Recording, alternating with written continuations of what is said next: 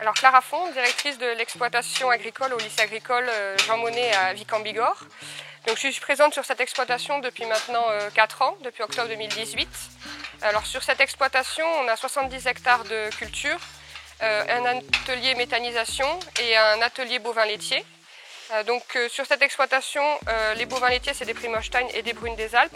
On a aussi un petit troupeau allaitant en conservation de la race, lourdaise et béarnaise.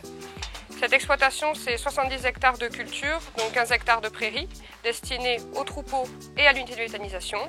Et aujourd'hui, on est dans une dynamique de réduction des produits phytosanitaires, donc via différentes méthodes, notamment le désherbage mécanique.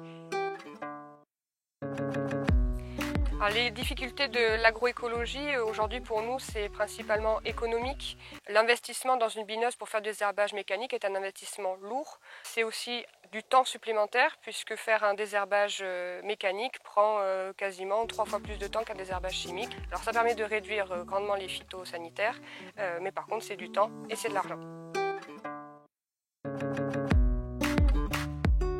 Alors l'intérêt de l'accompagnement via le projet de la communauté de communes Adour-Madiran, c'est aujourd'hui de répondre à nos problématiques et à nos questions, puisqu'aujourd'hui on entend beaucoup de choses sur l'agroécologie, sur le sans-labour, sur la réduction des produits phytosanitaires, sur la fertilité des sols, comment amender nos sols.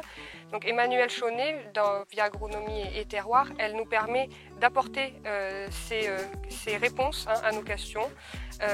Par exemple, aujourd'hui, nous, on cherche à avoir l'autonomie alimentaire sur le troupeau.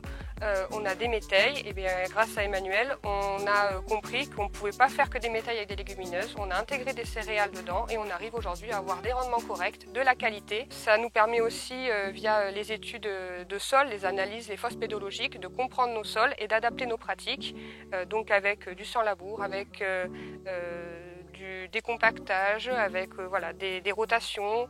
On change nos assolements.